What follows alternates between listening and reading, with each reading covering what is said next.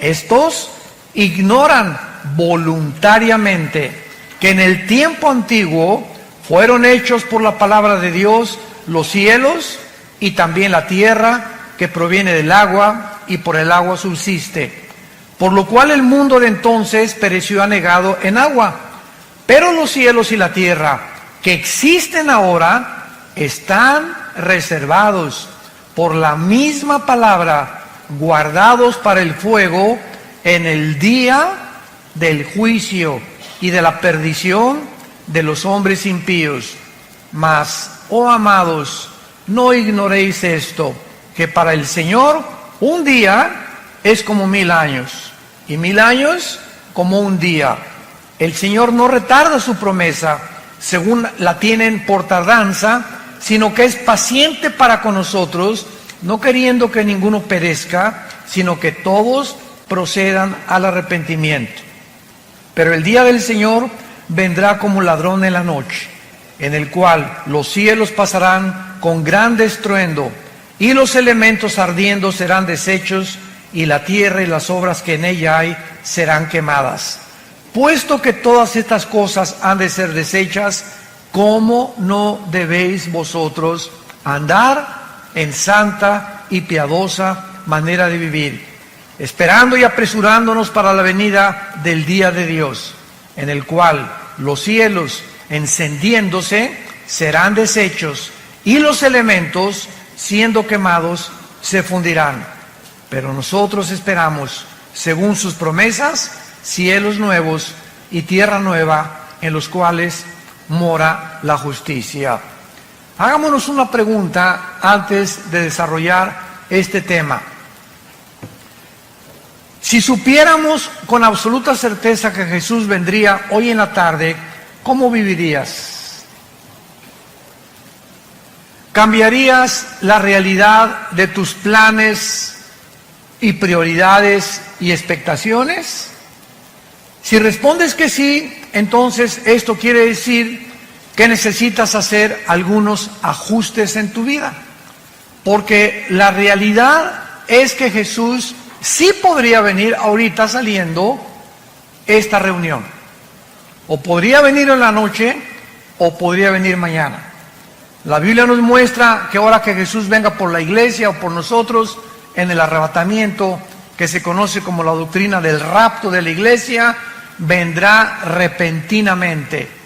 Y así vino el juicio del diluvio, así fue destruida Sodoma y Gomorra, porque Dios actúa repentinamente cuando estén comiendo y bebiendo y dándose en casamiento. Vendrá de repente y no tendremos jamás en la eternidad otra oportunidad de vivir para Dios.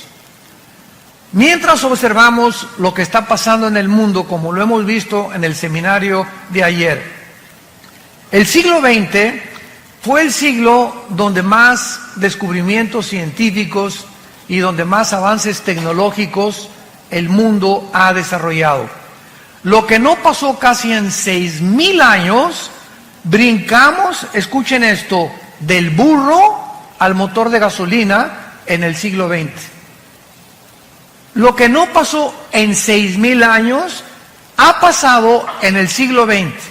El siglo XX inició con la primera tentativa de volar por los hermanos Wright, norteamericanos.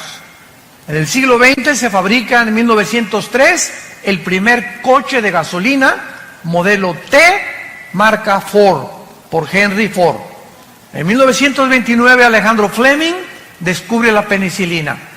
En 1939-40 los doctores Enrico Fermi, italiano, y Oppenheimer, alemán, descubren bombardeando el elemento uranio 235, produciendo la fisión nuclear, para producir la primera bomba atómica que fue soltada en Hiroshima y Nagasaki con 3 o 4 días de diferencia, y entrando el mundo al mundo nuclear.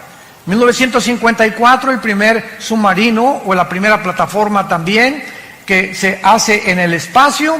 1957 se lanza el primer satélite. En el 69 el hombre llega a la luna.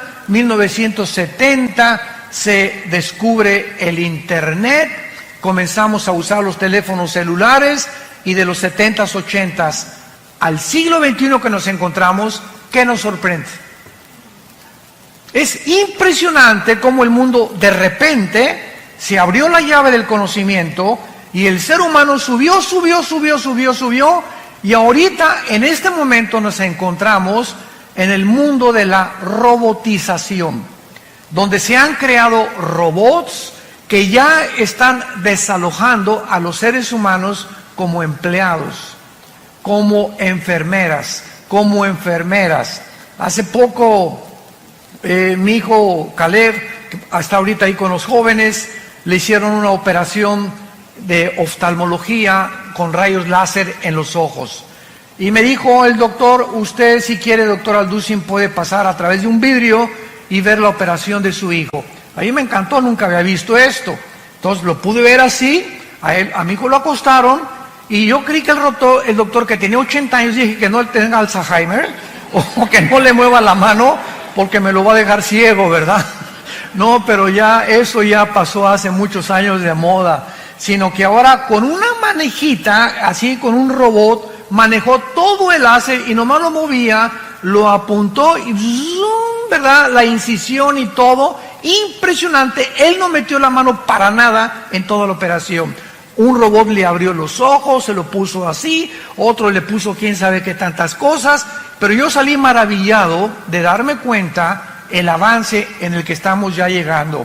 Antiguamente también para abrirte el corazón te abrían una cosa así, ahora ya nomás te abren una incisión de milímetros, te meten una aguja y hacen todo a través de cámaras electrónicas, de pantallas y de una robotización impresionante.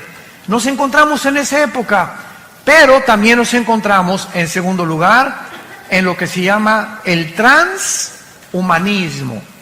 ¿Qué quiero decir? Que desde 1954, que se descubrió el ADN, el ácido desoxirribonucleico, por los doctores Crick y Watson, que les dieron el Premio Nobel de Medicina, 1954, desde ese momento hasta nuestros días, la ciencia de la genética y de la biología se ha introducido a tal grado que están tratando de mezclar, por ejemplo, el ADN de las arañas que produce esa telaraña, que es impresionantemente casi irrompible, una cosa la telaraña, con la oreja de un murciélago, para mezclar el radar del murciélago con la telaraña, etcétera, etcétera. Y existen laboratorios clandestinos donde están tratando de mezclar animales con humanos. Estos primeros experimentos se llevaron a cabo por un doctor, se llamó Mengele, en la Segunda Guerra Mundial, que fue uno de los médicos de los nazis, de Adolfo Hitler. Él fue el primero que comenzó a experimentar con la genética de los gemelos, les abría a las mujeres embarazadas el vientre y sacaban al producto y sacaban el ADN y lo querían mezclar con otra cosa, pero aún no conocían realmente el mundo microscópico de las células como lo descubrieron en 1954.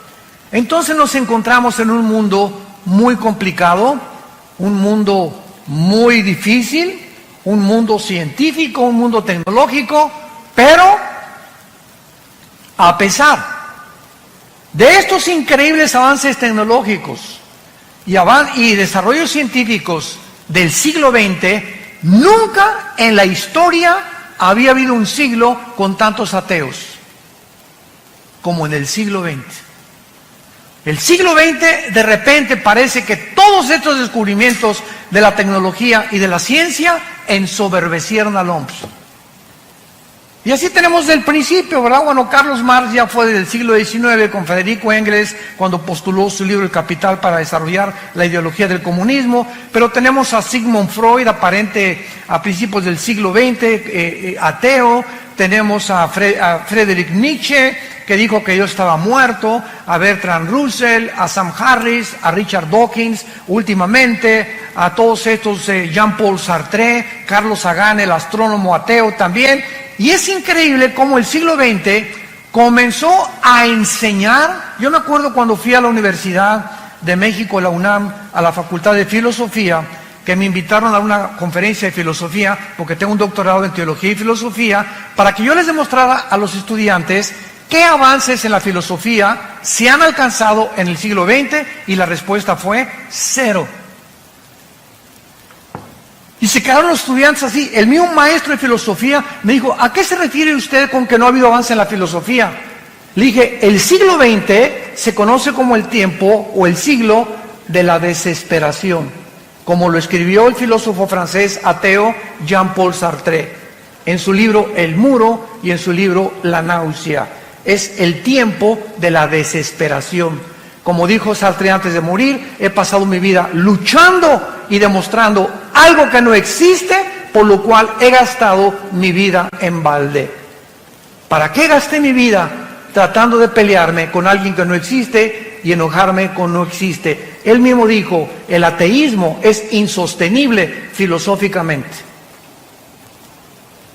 Sin embargo, al mismo tiempo que en el siglo XX surgieron todos estos ateos, recordamos que los más grandes hombres de ciencia del pasado eran cristianos.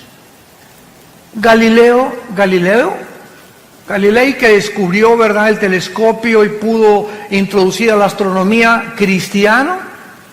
Apúntalo, Blaise Pascal, astrónomo físico francés, cristiano, tenía a Jesucristo como su Señor y Salvador. Isaac Newton, que descubre la gravitación y el movimiento astronómico en el cosmos. Luis Pasteur, el mismo Alberto Einstein, que aunque nunca reconoció que era cristiano, dijo en su frase famosa, Dios no juega a los dados con el universo. Pero de repente tanta tecnología y tantos descubrimientos ensoberbecen al ser humano. Y ahora nos encontramos, vuelvo a repetir, a pesar de todo lo que nos ha rodeado, escuchen esto, somos nosotros la última generación y la primera generación en la historia que tenemos el poder destructivo, nuclearmente hablando, para autodestruirnos en 30 segundos. Somos la primera generación en la historia que podemos autodestruirnos y acabarnos y autoextinguirnos en menos de un minuto. El último misil que acaba Rusia a hacer se llama Satán. La palabra Satán significa en el hebreo el adversario. Y este misil que tiene Rusia y que Irán ahorita continúa desarrollando nuclearmente su armamento para tratar de gobernar el Medio Oriente, a destruir a Israel, estos misiles pueden salir de Rusia y llegar, síganme con mucho cuidado, si Rusia dispara un misil sin que Estados Unidos se dé cuenta, sale el misil y vuela y llega a Estados Unidos en 25 minutos. En esos 25 minutos que va volando el misil, los satélites norteamericanos e israelíes, a través del Mossad, que es el servicio de inteligencia de Israel, detectan el misil, pero ese misil puede venir también de Ucrania o puede venir, no lo pueden detectar exactamente la ubicación de dónde viene. Muy bien, entonces localizan al misil y el presidente de Estados Unidos, actualmente el presidente Donald Trump, trae un portafolio, todos los presidentes norteamericanos traen un portafolio con una computadora con códigos, que solamente él sabe el código para que cuando tenga él la comunicación que un misil se dirige a Estados Unidos, él abre el portafolio y apriete un botón y ese botón suena en la marina, en los portaaviones, suena con la armada terrestre y suena con el poder aéreo, con todos los pilotos aéreos, para que tanto la marina como los pilotos de la Fuerza Aérea y como los soldados puedan preparar sus misiles para interceptar el misil, solo que hay un problema, que cuando el presidente abra su portafolio, el misil llega antes que el presidente lo pueda abrir. Y esto comenzó a suceder en los últimos 8 años en Estados Unidos, cuando el presidente Barack Obama, mandó desnuclearizar y quitar todas las armas nucleares e interceptar y decir que el portafolio era inefectivo. Lo tuvieron que volver otra vez a codificar y ha impedido que Estados Unidos, el escudo que le llaman antimisiles que tienen en Hawái y el escudo antimisiles que tienen enfrente de Nueva York, pueda funcionar con los submarinos Poseidón que están apuntando a Estados Unidos y que tiene cada submarino 6 torpedos nucleares, y un solo torpedo de ese submarino destruye 5 ciudades en 10 segundos. Y están apuntando en el Atlántico y están apuntando en el Pacífico. Basta solamente que algún loco, como ahorita el dictador de Corea del Norte, apriete un botón para desatar una conflagración a nivel internacional nuclear, que de acuerdo a la Biblia, en Apocalipsis 6, versículo 4, el cuarto jinete del Apocalipsis mataría a 1/4 parte de la humanidad. En este mundo nos encontramos un mundo de locos, donde la tecnología nos ha ensoberbecido y donde creemos que el ser humano, a través del humanismo, tiene la capacidad de resolver los problemas que van mucho más allá de nuestra capacidad humana para poder resolverlos. Nos hemos querido convertir en dioses. Este es el mundo que actualmente nos rodea. Y antes de entrar un poco más al tema, ¿por qué Rusia, Irán, Siria y Turquía se acaban de unir? Porque hace 25 siglos, en el libro de Ezequiel, capítulo 38, lo vimos ahí, 39, hace 2600 años, la Biblia profetizó que antes que Cristo regresara, se uniría Rusia con Siria, con Irán y con Turquía. Y estas naciones que la Biblia profetizó hace 2600 años, son exactamente las naciones que han formado un eje en el Oriente para poder controlar el Medio Oriente, donde se encuentran debajo de Arabia Saudita, de Irak y de Irán, casi el 70% de la producción petrolera del mundo. Entonces, el Medio Oriente es una manzana de la discordia. Por eso los ingleses antes de la Primera Guerra Mundial, por eso los árabes después de la Segunda Guerra Mundial, por eso Estados Unidos, por eso todo ha hecho que gire alrededor del Medio Oriente, donde la Biblia dice que comenzó la humanidad y donde la Biblia dice que la humanidad terminará en la ciudad de Jerusalén. Ahí va a terminar la humanidad con la batalla del Armagedón o la Tercera Guerra Mundial. Ahora, Rusia, ¿por qué cuando Trump le dijo a Putin, por favor, déjanos derrocar al presidente Assad de Siria, por qué Rusia lo impidió? Porque Rusia tiene la única base naval en Siria que está a orillas del Mediterráneo. Entonces, si quiere Rusia evitar que por el Mediterráneo se metan sus enemigos, lo harían, y jamás Rusia abandonará a la familia de los Assad, ni tampoco Rusia permitirá, mientras esté Putin, que Siria caiga en manos de otra nación. ¿Por qué se acaba de unir con Irán? El ayatollah Khomeini y el presidente Rouhani de Irán acaban de dictaminar que van a destruir a Israel y que ya tienen los misiles apuntando en contra de Israel. ¿Por qué se unió con Rusia? Porque Rusia tiene a papá China. China ahorita está protegiendo a Corea del Norte y China se hizo amigo también y compadre de Putin, el presidente Xi. Gracias a Dios que ahorita acaban de tener una reunión que se llamó el G20 en Japón, donde Trump ya se hizo compadre de Jin otra vez, se hizo compadre de Kim Jong, tu padrino, ¿verdad? Y ya se hicieron amigos entre ellos, y otra vez la crisis comercial que nos estaba casi presionando en el mundo entero, donde amenazó Trump que iba a subir el 5% los aranceles en México si nosotros a los migrantes no los deteníamos en Guatemala, y si China seguía invadiendo el mercado internacional de Estados Unidos. Gracias a Dios que ya por lo menos hay un poco de respiro. Trump amenazó a Huawei, otra compañía china de productos de computación. Ya ahora se permite que ya se vende el Huawei otra vez, etcétera, etcétera. Y el mundo ha entrado ahorita a un tiempo de supuesta paz, mientras se acomodan cada una de las cosas y nos damos cuenta que el armamento nuclear que tiene Irán, que tiene Rusia y que tiene Estados Unidos no son juguetes.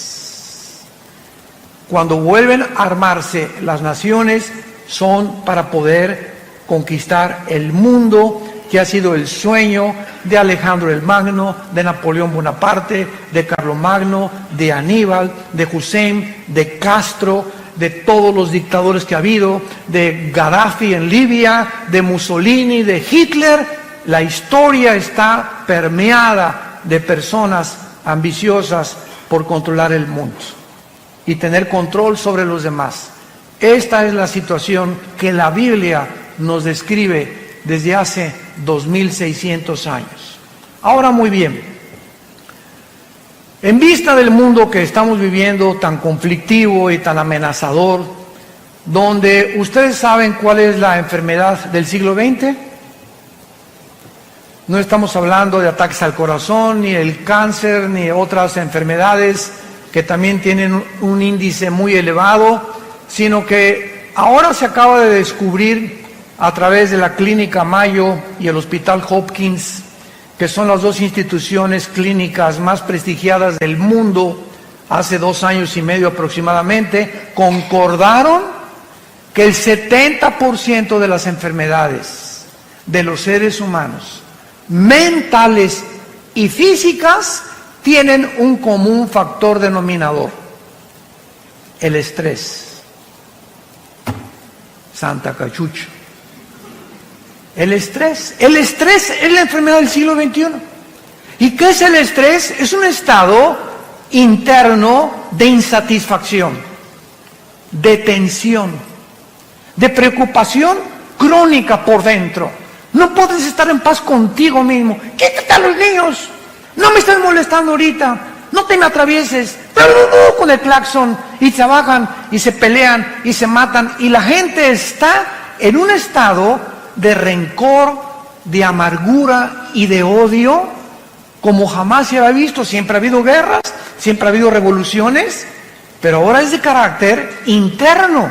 Ahora el ser humano se está descomponiendo porque algo dentro de su vida no le da la paz que necesita.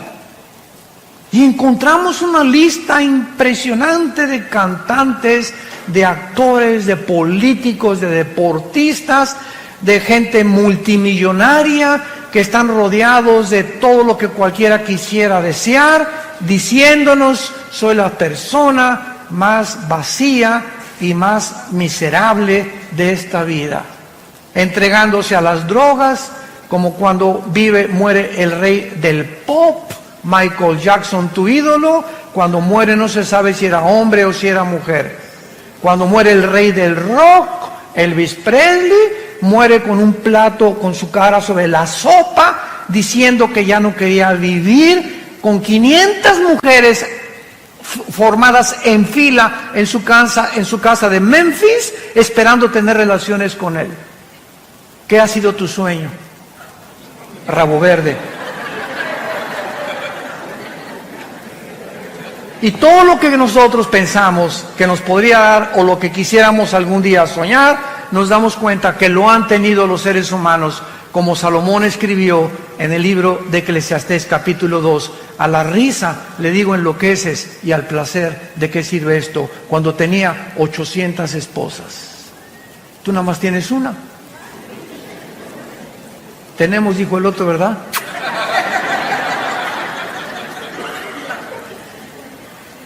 ¿Qué mundo vino Jesucristo hace 2000 años a describirnos?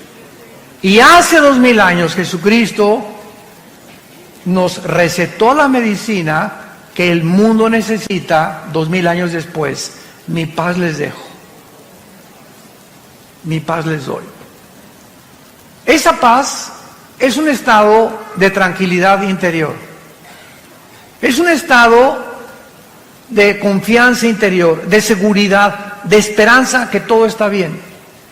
Guerras, el petróleo, cayó el peso, el gobierno, y lo que sucede a nuestro alrededor, esa paz impide, es como un muro a nuestro alrededor, como un cerco invisible de protección que impide que las condiciones del mundo entren a nuestra alma. Y que el mundo puede estar cayéndose junto a nosotros y nosotros tenemos tranquilidad y paz porque sabemos que estamos en manos de nuestro Creador. Y que nada ni nadie nos podrá nunca separar de Él.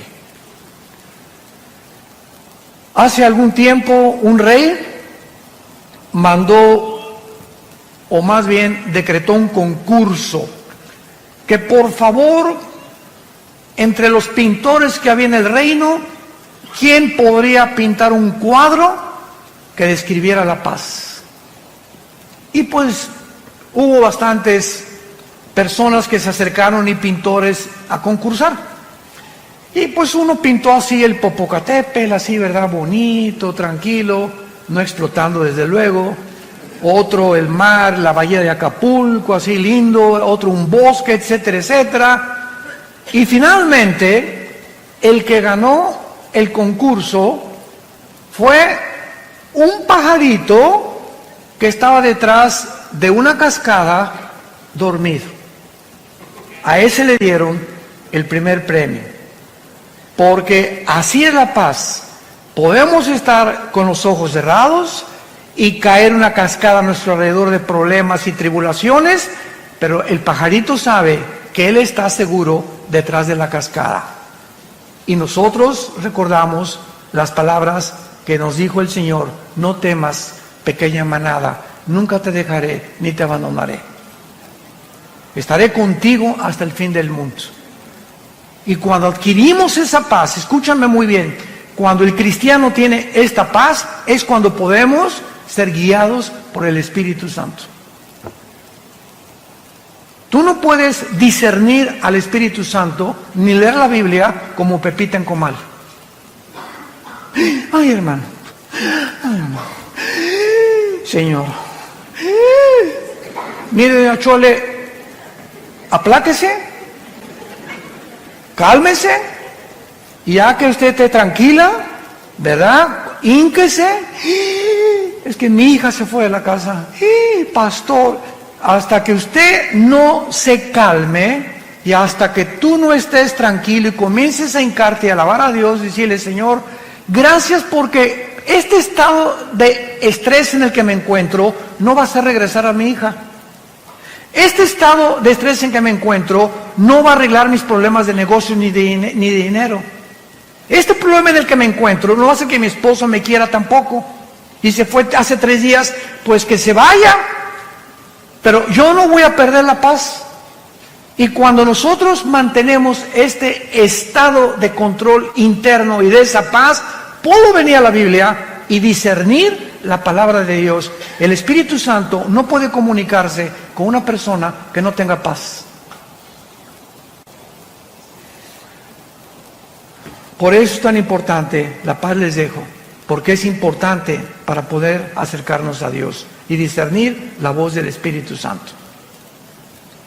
Vamos a 2 de Pedro, nuestro pasaje que acabamos de leer, y vamos a ver de qué manera se relaciona con todo lo que estamos compartiendo.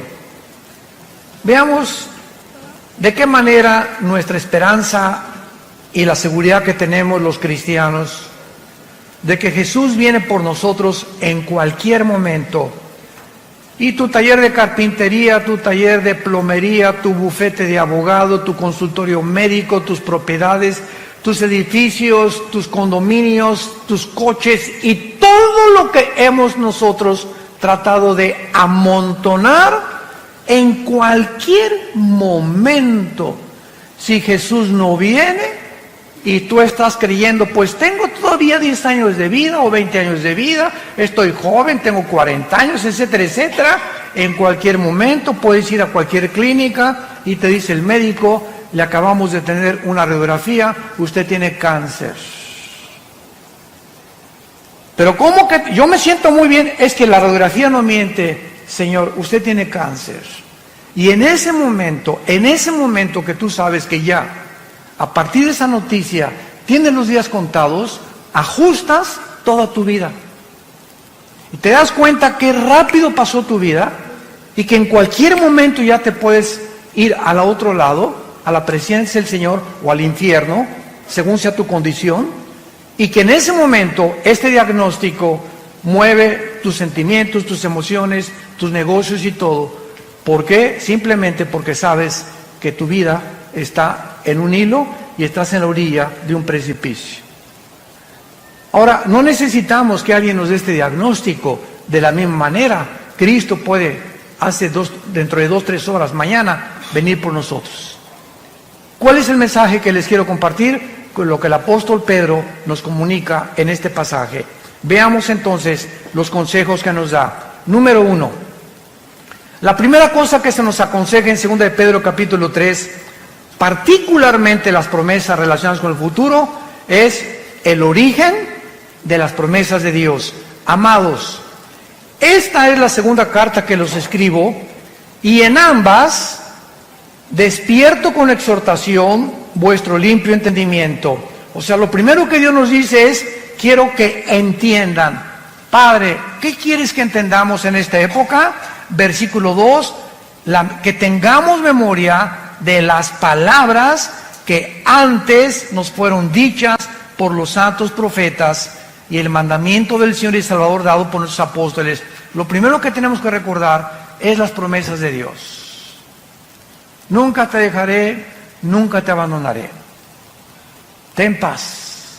No importa tu destino, tu futuro, las noticias, lo que al mundo le pase. Recuerda las cosas que están escritas en este libro. Veamos, por ejemplo, en el libro de Isaías, capítulo 44, versículos 6 al 8, lo que hace 2500 años aproximadamente Dios nos dijo. Isaías 44, del 6 al 8. Así dice Jehová, Rey de Israel, y su Redentor, Jehová de los ejércitos: yo soy el primero y yo soy el postrero. Yo soy el primero y yo soy el postrero. Y fuera de mí no hay Dios. Y nos pregunta Dios, ¿quién proclamará lo venidero? O sea, el futuro. Lo declarará y lo pondrá en orden delante de mí, como hago yo desde que establecí el pueblo antiguo. Anúncienles lo que viene y lo que está por venir. No tengan miedo. No teman. No se amedrenten. No te lo hice oír desde la antigüedad y te lo dije. Luego ustedes son mis testigos que no hay Dios sino yo. No hay fuerte, no conozco ninguno. Cuando Dios dice, yo soy el alfa y el omega, es la primera letra del alfabeto griego y la última letra del alfabeto griego, el alfa y el omega. Si nos dice Dios, yo soy el primero, y yo vengo a la Biblia y leo Génesis, y veo que los científicos actuales están poniéndose de acuerdo y reconociendo que la descripción de la creación del universo, de acuerdo a los primeros 2 capítulos del Génesis, coincide con la astronomía, coincide con la física, con la primera y la segunda ley de la termodinámica, coincide con la biología y coincide con la paleontología y con la antropología. Entonces comienzo a enfocarme, a darme cuenta que si lo que en la Biblia en el principio es verdad, en el principio, ¿dónde me encuentro yo si Dios es el final? Nos encontramos en medio. Entonces, ¿qué es lo que nos está diciendo Dios? Voltea hacia el pasado y ve todo lo que es escrito en la Biblia, solo en la muerte de mi hijo en la cruz, 33 profecías se cumplieron, al pie de la letra. Cuando Jesús colgaba en la cruz, se estaban cumpliendo 33 profecías por los profetas hebreos, al pie de la letra. Ahora, si eso en el pasado lo vemos, que se ha cumplido, nos damos cuenta que estas palabras son fieles y verdaderas. Y si yo me encuentro en medio, de la misma forma que se cumplió el pasado y Él es el final, se cumplirá también el final. Por lo tanto, camino hacia el final con confianza en que Dios cumplirá su propósito en mí. Es lo que quiere decir, yo soy el primero y yo soy el último. No tengan ni tengan temor. ¿Quién más puede anunciar el futuro sino yo? Dice el Señor. Esto se refiere, ¿verdad?, a todos los eventos futuros profetizados en el Antiguo Testamento. Por hoy dice el primer consejo del apóstol Pablo: recuerden ustedes las promesas que en el pasado los profetas y apóstoles hicieron, para que ustedes puedan mantener esa paz que es importante para tomar decisiones. Tú no puedes tomar una decisión con quién te vas a casar, qué coche comprar, qué terreno vender, qué cosa hacer, qué negocio llevar, qué medicinas tomarte si no tienes paz. La falta de paz nos hace tomar decisiones equivocadas, de las cuales nos vamos a lamentar el día de mañana. Porque en el momento que tomamos la decisión para casarnos, para comprar ese vehículo, para comprar ese terreno, lo hicimos no con la dirección del Espíritu Santo, lo hicimos en la carne, guiados por nuestras pasiones. Y es cuando nos lamentamos y después le echamos la culpa a Dios por la condición en la que estamos viviendo. En segundo lugar, veamos nosotros en 2 de Pedro capítulo 3, en nuestro pasaje, que dice la Biblia en el versículo 3 y versículo 4, sabiendo primero esto. Es la segunda cosa que Dios quiere que sepamos. Número 1, las promesas de Dios. Número 2, tenemos que saber que en los tiempos que estamos viviendo, o sea, los postreros días que son los nuestros, vendrán burladores. Vendrán burladores. El siglo XX se llenó de ateos. ¿Quién es un ateo? Una persona que se burla de alguien que no existe. Santa María Catarina. Es una persona que se burla o insiste en pelearse con alguien que no existe. Por eso decía Sartre que es insostenible filosóficamente el ateísmo. Entonces vendrían burladores y los vemos, aunque ya son menos, andando según sus concupiscencias. Y estos burladores, dice la Biblia, versículo 4, van a comenzar a decir: ¿dónde está la promesa de que Cristo va a regresar? O sea, de su advenimiento. Porque desde el día en que los padres durmieron, o sea, todas las cosas en el mundo han sido así. Y dicen, siempre ha habido guerras, siempre ha habido terremotos, siempre ha habido pestas. ¿Por qué dice que son señales de los últimos tiempos? Muy bien. Estas personas querrán atacar las promesas de Dios y de nuestro corazón, y la Biblia les llama burladores. Un burlador, es muy importante, no es la misma persona que tiene dudas. Entonces, hay una gran diferencia entre un burlón y una persona que tiene dudas honestas. La persona que tiene dudas honestas dice lo siguiente: yo no puedo decir que no creo en Dios. Yo no sé, más bien, honestamente, yo no sé si existe Dios. Pero si existe Dios, oh Dios, si tú existes, dame evidencias que tú existes. Y dice la Biblia, me encontrarás y me buscarás con todo tu corazón. Entonces Dios oye a las personas que tienen dudas y que dudan, ¿verdad? Como Job. Job llegó un momento en que todo lo que le pasó en el capítulo 3 dice: Señor, ¿por qué mejor no fui un abortivo? ¿Para qué me permitiste y para qué nací? Para todo este sufrimiento que estoy atravesando. Entonces Job le preguntó a Dios: Señor, ¿por qué no fui un abortivo? Pero vean la diferencia. ¿Para qué me hiciste? ¿Para qué fui un abortivo? Chale. Podemos acercarnos a Dios con una actitud: Padre, yo no entiendo lo que está pasando, por qué te vas a mi hijo, etcétera, etcétera. Oh Dios, dame la fortaleza ahorita y dime, muéstrame, ilumíname, porque quiero seguir confiando en ti. Ah, ¿ya ves? Y para eso me perdí el trabajo, para ser cristiano. Vean la diferencia en la actitud. Cuando tenemos esa actitud de retadores y de soberbios, demandando a Dios que nos conteste como si fuera nuestro sirviente, jamás te contestará. Y el resultado será que vivirás amargado o vivirás amargada, porque tú crees que no te contestó Dios, pero no te contestó por tu actitud. Porque sin humildad no podemos tener palabra de Dios. Entonces, las personas que dudan están abiertos, pero el burlador ni siquiera quiere oír las evidencias ni hacer caso de las evidencias. ¿Se acuerdan de los fariseos? En tiempos de Jesús, los fariseos vieron a Jesús sanar, vieron echar demonios, vieron las palabras, jamás los insultó, jamás dijo groserías, jamás vendió marihuana, jamás hizo daño a nadie, y estuvieron con Jesús. Y los fariseos, el día que planearon matar a Jesús, que es en el capítulo 11 del Evangelio de Juan, fue cuando resucitó a Lázaro.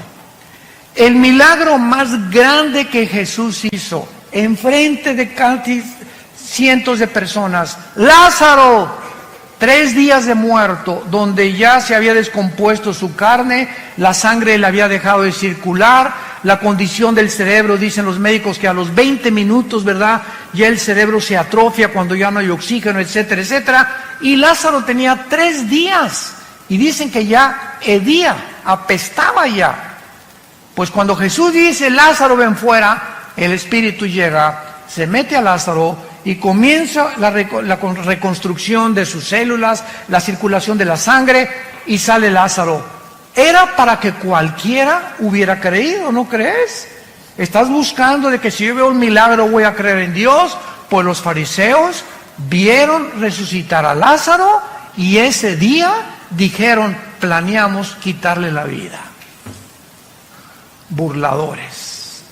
Yo me he encontrado con diferentes tipos de ateos y diferentes tipos de personas, como uno les conté hace algún tiempo en una reunión, que saliendo de una conferencia en un hotel en México, en el elevador se acercó un señor así muy retador, me dice, usted es el doctorcito Alducin, ¿verdad? Pero así, ¿verdad? Yo le iba a decir, bueno, ¿y qué te importa, no? Pero no le puedo decir eso, me daban ganas, no nos dan ganas a veces. Usted, ¿verdad? Sí. ¿Y en qué le puedo servir, señor? A ver, diga, contésteme. Pero así, a ver, contésteme. Dios es todopoderoso, ¿verdad? Sí, claro, le contesté. Bueno, si es todopoderoso, entonces no tiene poder para destruir al diablo. Y le dije, claro que sí. Y le dije, pero dele gracias a Dios, porque comenzaría con usted. El hecho que Dios no haya terminado con la maldad implica que Dios no quiere que todo mundo sea condenado. Y le dije, el hecho cuando bajamos el elevador, que usted quiere que le conteste la pregunta en la actitud burladora en la que usted se me está acercando, no merece que le conteste como yo le contesté. Pero así encontramos tipos de diferentes personas con diferentes actitudes. Veamos nosotros que este burlador se dedica a burlar, a criticar, a despreciar y atacar las cosas de Dios sin tener o tener evidencias, pero él no quiere evidencias, él quiere mantener una actitud de soberbia en contra de Dios, volviendo su enemigo. Vean lo que dice el Salmo 10 acerca de los burladores. David escribió hace 3000 años el Salmo 10 y dice la Biblia que aquí se describe algunas características de este tipo de personas que abundan a nuestro alrededor. Las encontramos en los maestros de escuela, en las universidades, profesionistas, médicos, en fin, ¿verdad? En todas las áreas de la sociedad se encuentran estas personas. Dice el Salmo 10, versículo 3 al 5, porque el malo se jacta, o sea, se enorgullece del deseo de su alma. Bendice al codicioso y desprecia a Jehová. El malo, por la altivez de su rostro, no busca a Dios. No hay Dios en ninguno de sus pensamientos. Sus caminos son torcidos en todo tiempo. Tus juicios los tiene muy lejos de tu vista. Y dice en su corazón, no seré movido jamás, nunca me alcanzará el oportunio. Y el capítulo 14 de los Salmos, versículo 1, dice, el necio dice en su corazón, no hay Dios. El necio o el burlón dice en su corazón, no hay Dios. Ahora, ¿por qué actúan de esta manera? Regresamos a nuestro pasaje de Segunda de Pedro. ¿Por qué estas personas actúan de esta manera? Donde ya ni las evidencias les funcionan. Simplemente cuando una persona ha decidido, escúchame muy bien, no creer en Dios, como una vez una persona me dice, si yo veo un paralítico levantarse de su silla de ruedas, voy a creer en Dios. Y le dije, no es cierto. Porque si tú ves un milagro de un paralítico levantarse, tus emociones van a ser afectadas y tus sentimientos también, y vas a decir, de veras, está caminando, don Paquito ya tenía 15 años, pero esas emociones que fueron despertadas en ti, de asombro, ¿cuánto te van a durar? ¿3 días? ¿5 días? A la semana regresas a tu misma incredulidad, porque no son los milagros los que nos cambian por el oír, es por la palabra y por la palabra de Dios. Romanos capítulo 10. La fe no es por ver, la fe es por oír. Y si tú cuando oyes las palabras de la Biblia no crees, aunque veas a alguien saltar de una silla de ruedas, no es cierto que vas a creer, porque tu problema no son las evidencias, escúchame esto, tu problema es tu moral. Un día tuvimos una cruzada muy grande en la Plaza de Toros de Villahermosa, Tabasco, en el estado de Tabasco. Y fue una cruzada dedicada a la juventud, hablé del suicidio, de la drogadicción, de la ideología de género, etcétera, etcétera. Y a la salida me estaban esperando 3 muchachas. Y se acerca una muchacha y me dice, oiga, pastor, es que la amiga que trajimos me dice que usted nos quiere asustar porque prediqué del infierno la última noche. Que usted nos quiere asustar porque el infierno no existe. Entonces le pregunté a la muchacha, oye, ¿por qué no crees en el infierno? No, pues porque no es cierto, usted es el único que viene a asustarnos. Y yo le dije a la muchacha, mira, yo creo que tu problema no es de carácter intelectual ni teológico, sino moral. Y la otra amiga me dice, sí es cierto, tiene 3 amantes, vive con 3 muchachos. Le dije, ya ves, por eso no crees en el infierno. No es que no creas, escúchame muy bien, es que no te conviene creer. Y así hay cantidad de gente en tu familia, amigos, que les puedes traer, les puedes mostrar, pero no les conviene porque ellos saben muy bien que al enfrentarse ante la verdad y ante la luz los va a desenmascarar. Y el Dios de la Biblia te va a demandar que tú dejes tus pecados, pero no te ordena que los dejes sin su poder. Ellos ignoran que si tú simplemente lo aceptas, Él te dará el poder en el Espíritu Santo para que tú puedas comenzar a vivir una vida nueva. Se llama la gracia de Dios. Entonces mucha gente por eso, por la ignorancia de que creer que pues primero tengo que dejar el adulterio, primero tengo que dejar de ser borracho y lo voy a pensar, y las drogas y después lo voy a pensar. Voy a tratar de ya no ser homosexual o lesbiana y después acepto a Cristo. La Biblia dice, ven cómo estás. Cuando oigas su voz, no te endurezcas. Ven cómo estás. Ven a la cruz, Señor, soy un homosexual. Señor, soy una lesbiana. Soy borracho, parrandero y jugador. Me dicen el Chapo de la costera Miguel Alemán. No importa, reconoce, es el mensaje glorioso del Evangelio de Jesucristo. Simplemente reconoce tu pecado, que estás mal delante de Dios, que estás mal, que vas en un camino que parece derecho, pero vas a un camino de muerte. Reconócelo y regrésate y dile, Señor, vengo como limosnero ante tu cruz. No tengo nada que ofrecerte, soy un miserable pecador, ten misericordia de mí. Y Dios entra a tu vida. Entra a tu vida y te da el poder para dejar esa vida que tú no podías dejar sin su poder. Si el ser humano pudiera cambiar y dejar sus pecados, ¿para qué murió Cristo? Fue un desperdicio en la cruz. Si se nos diera a nosotros la capacidad para dejar el pecado, ¿para qué murió Cristo? ¿Por qué tuvo que Dios sacrificar a su Hijo? Fue el desperdicio más grande de la historia. Pero la Biblia dice que sin derramamiento de sangre no hay perdón de pecados. Sin la muerte de Cristo, Dios no tendría una justificación para poder decirte te perdono. ¿Por qué te va a perdonar? Así nada más porque sí. No es así nada más porque sí. Nos perdona porque su Hijo pagó por nosotros en nuestro lugar. Ahí se cumplió la justicia de Dios para aquel que reconoce que Él es el Cristo, el Hijo del Dios viviente. Estos burladores actúan así, ¿verdad? Porque no quieren que nadie se meta en sus vidas de pecado. La idea de que hay un Dios los llena de pánico, de error, de terror, porque lo que tienen que atacar la verdad de Dios y sus mensajeros. Dice en el Evangelio de Juan capítulo 3, y esta es la condenación, que la luz vino al mundo y los hombres amaron más las tinieblas. Ahí tienen la luz, ahí tienen la verdad.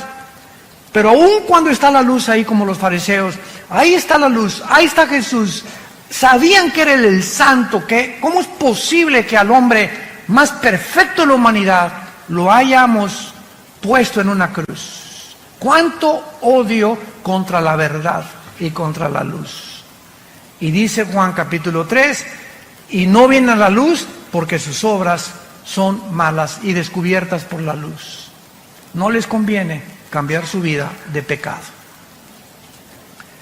Estos burladores dicen en 2 de Pedro, en nuestro pasaje, capítulo 3, que aún toman, en penúltimo lugar, posiciones pseudocientíficas, diciendo, versículo 5, estos burladores, hablando de ellos, ignoran voluntariamente.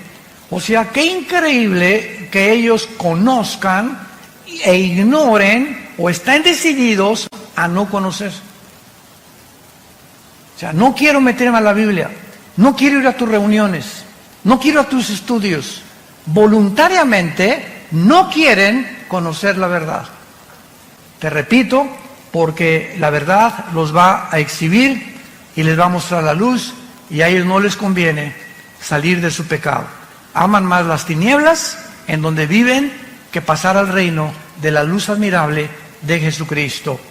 Entonces van a usar también posiciones pseudocientíficas, como diciendo que en el tiempo antiguo todas las cosas han sido iguales del principio, que nunca hubo un diluvio universal, que la Biblia está llena de errores, de contradicciones, que son leyendas, etcétera, etcétera. Y como le dije también a una persona en una universidad, un maestro que se me puso al brinco cuando les expliqué a los estudiantes que la teoría de la evolución es anticientífica, antifísica, antibiológica, antigenética, este maestro comenzó a agredirme, ¿verdad? Y yo le contesté, ¿ha leído usted la Biblia? No, Chepo. ¿Por qué ataca usted un libro? Es que está lleno de errores. Por favor, aquí está la Biblia, muéstreme los errores que usted considera que es una equivocación. Porque cuando usted viene a la Biblia y usted considera que aquí hay una contradicción, el problema no es de Dios, el problema es de su entendimiento. ¿Por qué? Porque los pensamientos de Dios son más altos que los nuestros. Y si me da tiempo a usted explicarle por qué dice esto, le voy a mostrar con la misma Biblia, porque la Biblia no necesita que nadie la defienda, la Biblia se defiende sola. Nunca trata Dios en la Biblia de demostrar que Él existe, simplemente la Biblia dice, en el principio Dios creó los cielos y la tierra. Se afirma la existencia de Dios, Él no trata de probar la existencia de Dios, simplemente tú léela y te das cuenta que es un libro sobrenatural, que no somos animales, que somos agentes morales, responsables de nuestras acciones, porque si fuéramos animales, como dijo Dostoyevsky, un gran filósofo y literario ruso que fue puesto en el exilio en Siberia, en Rusia, Dostoyevsky dijo esto en su libro, si Dios no existe, todo está permitido. Así de simple. Si Dios no existe, todo está permitido. Bebamos, comamos, ¿para qué le soy fiel a mi esposa? ¿Para qué me mantengo sin robar? Si el que no tranza no avanza. ¿Para qué soy honrado? ¿Para qué soy honesto? ¿Para qué trato de vivir en mi matrimonio cuando hay 10 mujeres o 15 mujeres mejores? ¿Por qué no tengo hijos por todos lados sembrados? ¿Cortar la mejor flor del ejido donde quiera que yo vaya? ¿Por qué? Porque simplemente hay un Dios que nos dice, vengo a juzgarte en el día del juicio. Y prepárate para encontrarte con tu Dios.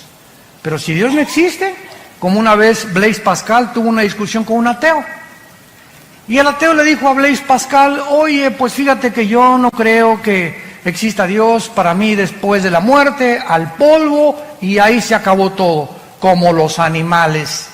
Y le dice Blaise Pascal, el gran filósofo, astrofísico, físico, matemático francés, le dice Pascal a este ateo, mira, si tú tienes razón y no hay Dios, bueno, digo, y acabamos todos en la tumba, pues nos vamos al polvo y no hay ningún problema. Pero si mi Dios tiene la razón y Jesucristo resucitó entre los muertos, ¿qué amulado te vas a llevar? Así que ya sea que tú tengas razón o que yo no tenga razón, yo salgo ganando. Porque si Dios no existe, pues no perdí nada. Pero si Dios existe, ¿qué amulada te vas a llevar? Es un simple razonamiento. O como dijo también Newton, una vez tenía un amigo Newton, Isaac Newton, que era ateo.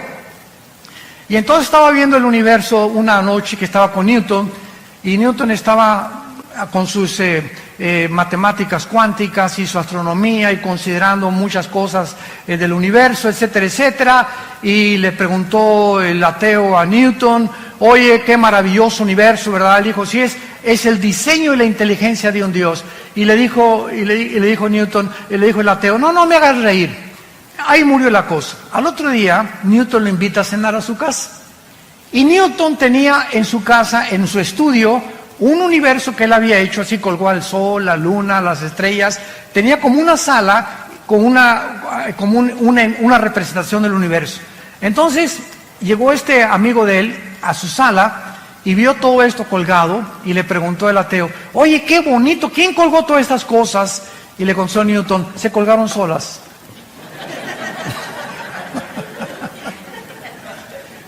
Así están muchos ateos. Impresionante, todo se hizo solo. El diseño y la inteligencia vino simplemente de la nada. La materia salió de la nada y la nada nunca produce nada. Entonces, ¿quién produjo, si es que crees en la explosión del Big Bang, una explosión? ¿De dónde salió la materia? ¿Quién produjo la explosión? ¿Quién produjo el universo tan perfecto en el que vivimos? ¿Cómo es posible que las condiciones de la vida en esta Tierra no se encuentren en ninguna galaxia, por lo menos, que hemos nosotros alcanzado percibir a través de los telescopios?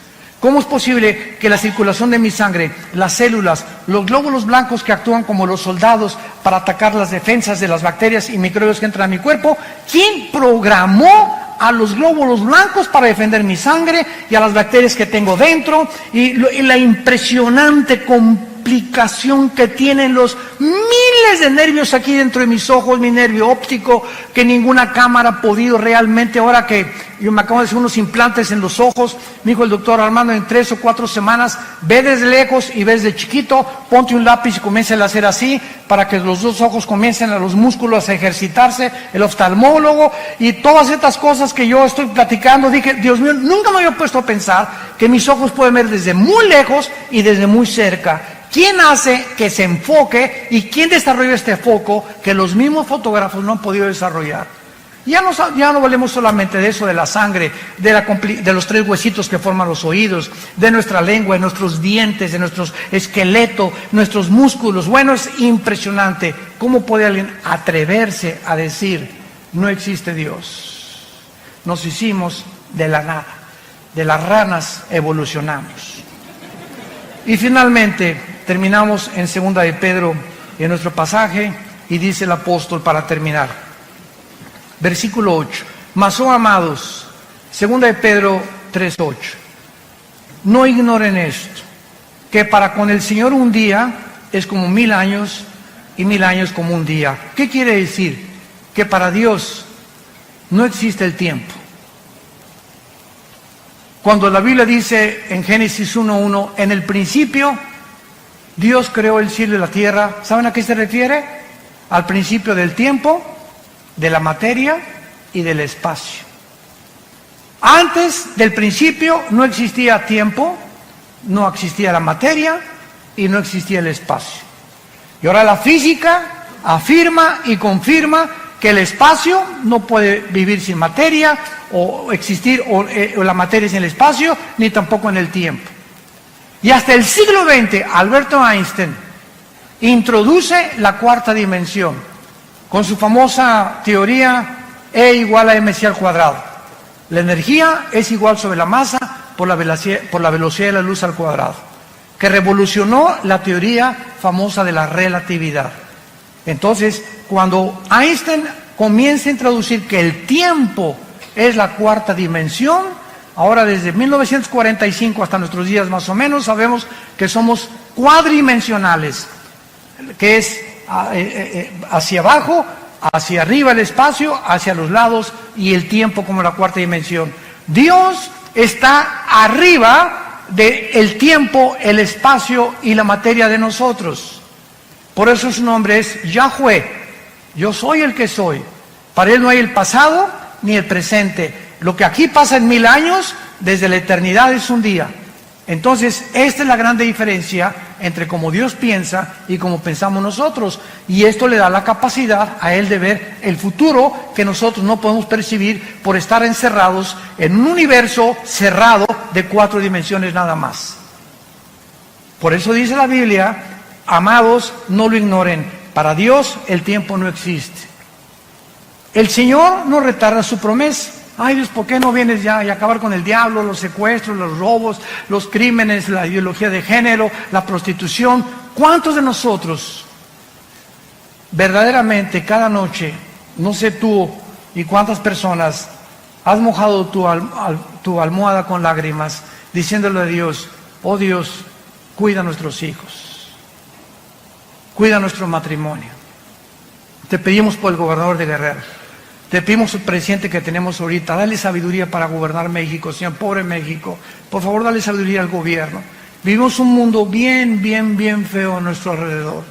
Y nuestras oraciones es lo único que puede cambiar. Y nos desesperamos, ¿por qué no cambias? Te dice Dios, no es que me tarde, es que no quiero que ninguno perezca. Como le dije al Señor en el elevador, dele gracias que Dios no ha actuado ni terminado con la maldad. Porque si Dios terminara con la maldad, ¿cuántas personas que no han oído el Evangelio se condenarían eternamente? Por esa razón Dios retarda su promesa. Es lo que el apóstol nos quiere decir.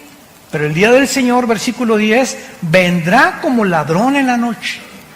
Los cielos van a pasar con gran estruendo, los elementos ardiendo. Esta palabra significa la composición atómica. Eso es increíble en el griego, son los átomos. Serán desechos. ¿Qué es lo que mantiene la cohesión de la materia? La composición atómica. Yo ahorita agarro mi mano y le hago este púlpito así, ¡paz! Y me rompo los nudillos de mis manos. ¿Por qué? Porque los átomos son más gruesos y los electrones y protones que los átomos que forman mi materia de mi piel. Entonces, todo lo que forma la cohesión que existe, y agarro un microscopio y veo el microscopio que giran a una velocidad impresionante los átomos y los electrones y los neutrones, y el hidrógeno tiene 2 átomos, el oxígeno tiene 1, y cada elemento, el helio, tiene otros, y la composición que hay en toda la materia es completamente diferente atómicamente. Nos damos cuenta y nos preguntamos, ¿quién le da la velocidad a los átomos?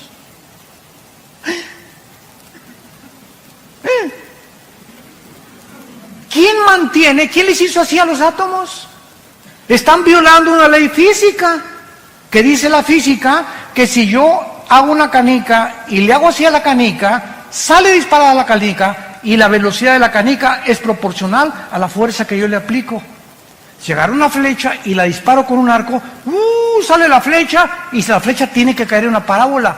Un balazo, sale la bala y la bala tiene que caer. ¿Por qué? ¿Por qué no se mantiene la flecha continuamente volando, o la bala continuamente volando, o mi canica continuamente volando? ¿Por qué? Porque se tiene que detener.